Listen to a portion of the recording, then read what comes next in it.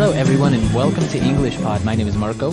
My name is Catherine, and today we're talking about American education and college life. That's right. This is actually a user suggestion that they wanted to know more or less what it would be like a dialogue between friends on a typical day in college. All right, so this is an advanced level lesson. We're going to be talking in a normal conversational speed. We're going to listen to the dialogue, and when we come back, we'll talk about some of these key phrases and words that might help you understand the dialogue better.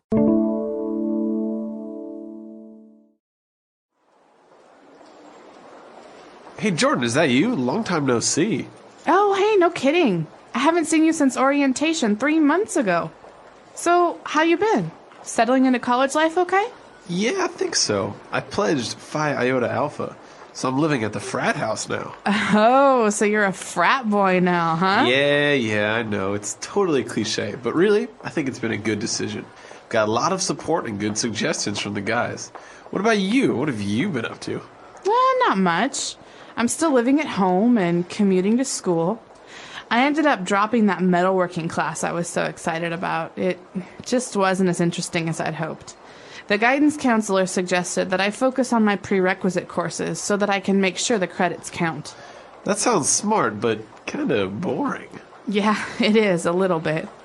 I joined the Great Outdoors Club, though, which has been a lot of fun. We've gone on 2 camping trips already, and I've made some good friends. That's cool. Hey, so have you decided on your major yet? Definitely pre-med. What about you? I still have no clue. But we don't have to declare a major till our sophomore year, so I've got time. Oops, I'm late for class. Gotta run. Okay, take care. Hey, nice running into you. Yeah, you too. All right, we're back. So now let's start with all these words and phrases on language takeaway. Language takeaway. So, hey Jordan, is that you? Long time no see. I love this phrase. Right, this phrase, long time no see, which if you look at it, it doesn't really make sense. It looks like we're missing a couple words. It looks like an incomplete sentence. Yeah, like the subject. Who? Right. I haven't seen you. You haven't seen you. What? Right. So really, the meaning of this is I haven't seen you in a long time. That's right. And actually, I've heard that this phrase was taken from Chinese. I've also heard that. So it's kind of like pidgin English. And now it's very, very common in English to say this. You say this with your friends. It's very casual. And yeah, long time no see. Because if you translate this literally to Chinese, it makes sense, right? Yes, it does. Mm-hmm. So it's interesting. All right, so we haven't seen our friend in a long time. And he's like, yeah, no kidding. You know what? I think it's been since orientation. So what is this orientation that he's talking about? Now, this is an important part of the average American college experience. Orientation is a special time, maybe for 1 week or a couple of days, at the very beginning of your first year of university. Okay. All right, so my first week of school, I didn't have any classes, but I went to school, and with all of the other first-year students, we're called freshmen, I had to do activities and meet people and sign up for classes. And basically, orientation is a time when you learn about a new system or a new program. So how it works, because you know, maybe you don't really know yet how to pick your classes or where the dorms are or how the meals work if you have to go to the cafeteria, etc., right? Exactly. And it comes from the verb to orient. So I orient myself by facing the right direction. So orientation is really about teaching you how to start in a new system. Okay, very good. So, that was 3 months ago, and a lot has happened. Our speaker says that he pledged Phi Iota Alpha. What is this to pledge in this? Now, this is Greek as well. Yeah. Phi Iota Alpha is Greek, and this means that we're talking about a fraternity. So fraternity is a group of boys, a sorority is a group of girls, and these are communities, so social societies, that you have to apply to be a member of. But we don't say apply. Right, you pledge. You pledge. So it's like I pledge allegiance. You say, I want to be in your group. I want to be in your fraternity.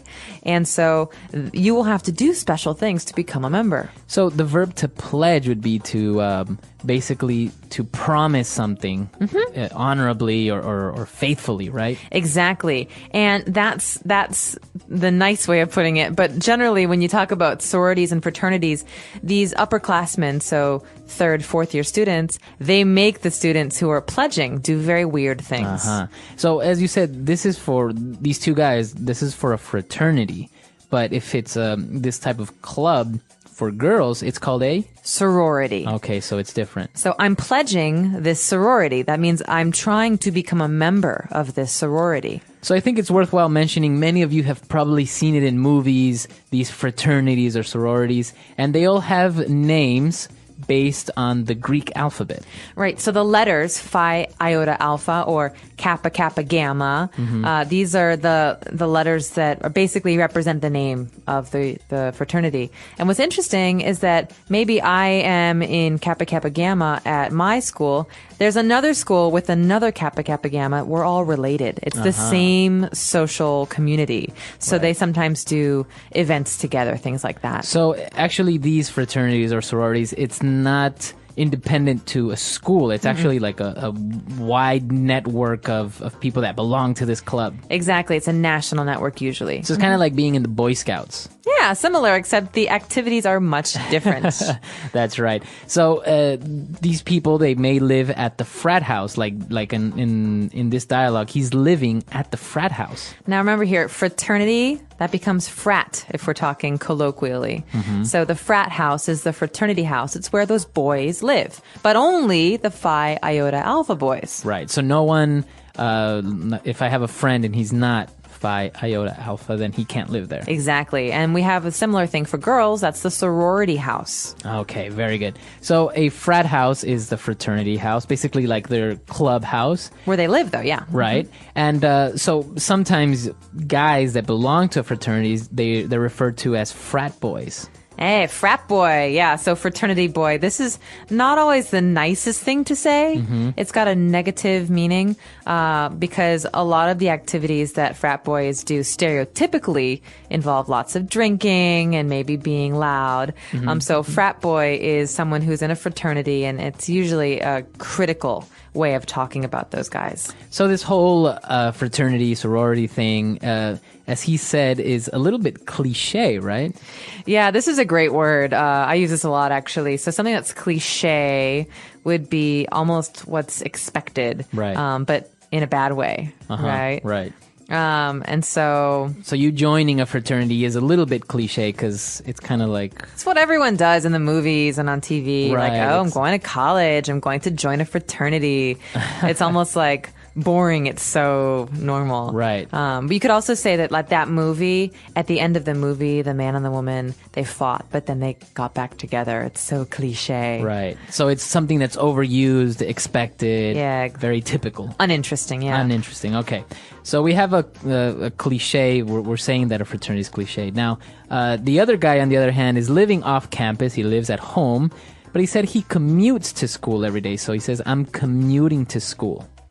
This is interesting. Now, in America, there's usually two options. One is to live on campus. That means to live at your university in a dormitory or an apartment. But many people commute. And this means they drive to school every day and then they drive home at night. They don't live on the campus. So you can also commute to work every day, right? This is what people do. You don't live at the office. Exactly. I hope not.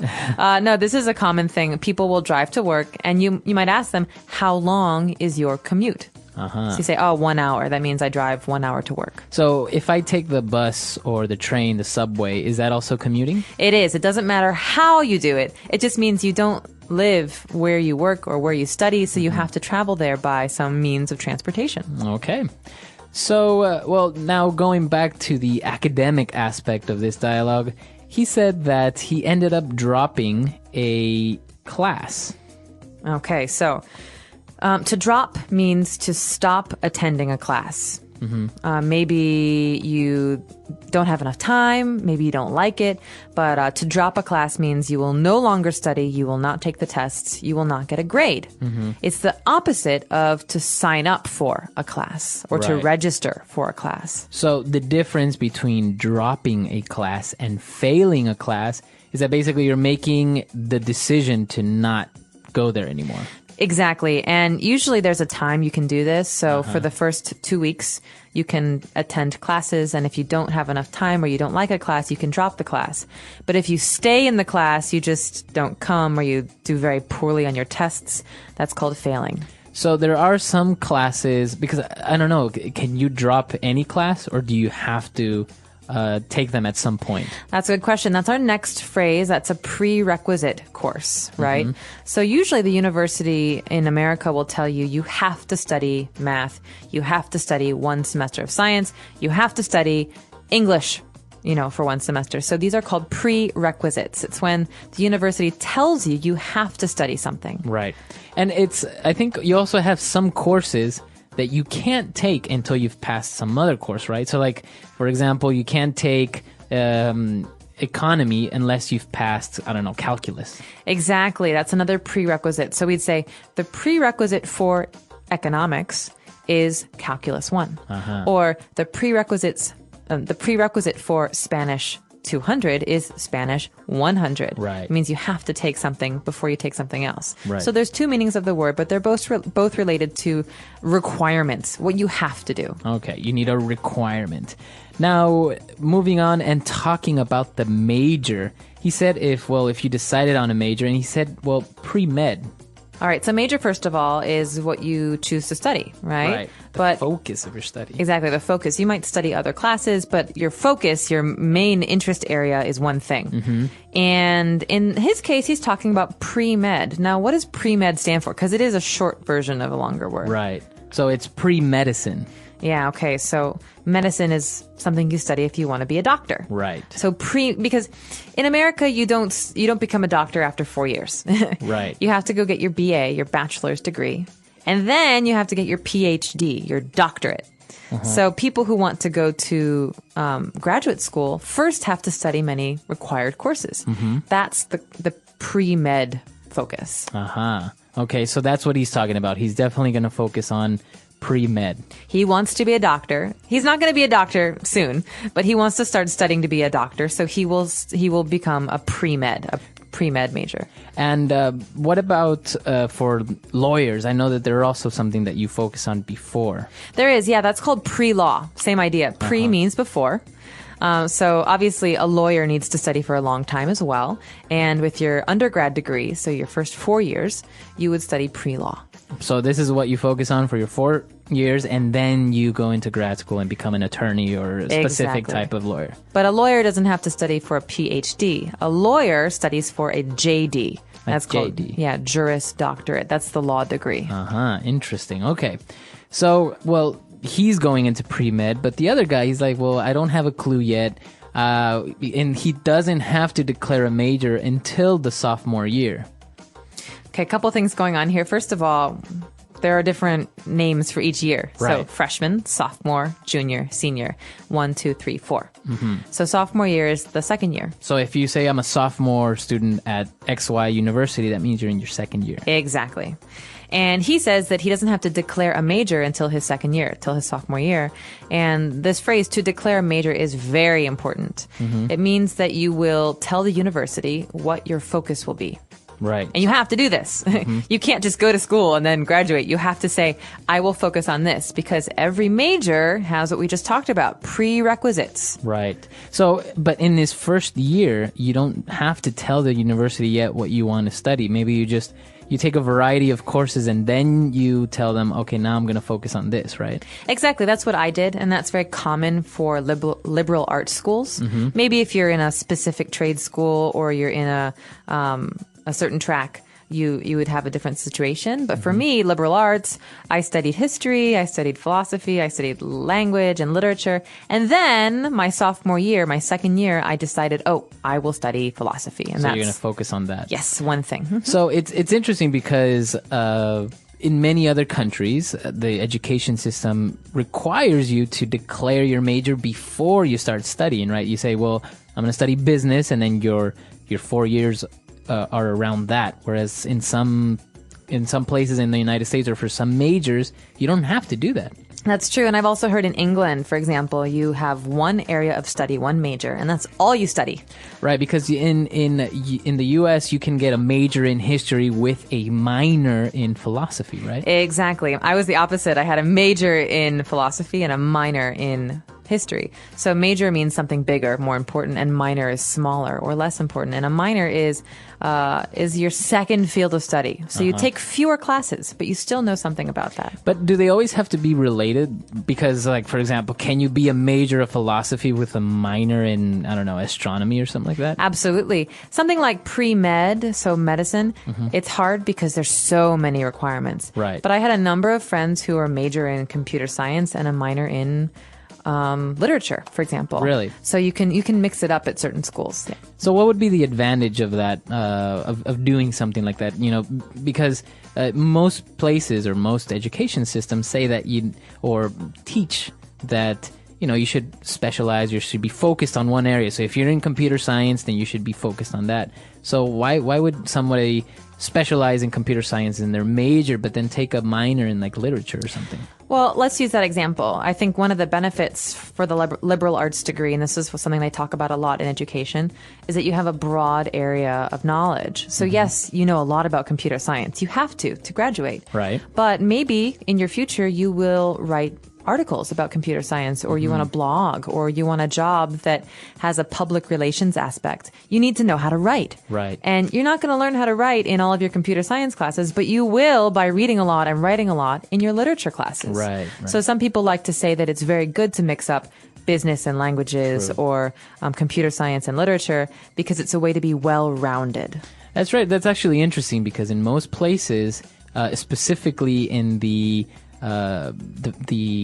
exact sciences fields, they focus more on that, like engineers. It's all about engineering, math, and all this. But the human aspect, like you said, or the liberal arts aspect, like literature or history, they don't get much of that. So when you actually have to become a manager or write or manage people, you don't really have the skills to do that because you never really took a class. That's right. And it can be very hard to learn how to write well and to speak well all of a sudden, you know? Right. And I think that's where people struggle also when they're applying for jobs. So I don't know. I believe in being a well-rounded individual. Obviously, there's some benefits to being very, very knowledgeable about one thing. So I guess we could ask you guys, our users, do you believe that it's better to be knowledgeable about one thing or maybe more well-rounded and to be an expert in many different things? That's right. Yeah, you should let us know. Let's jump into our dialogue one last time. Let's take a look at what everyone was saying, and we'll be back in a bit.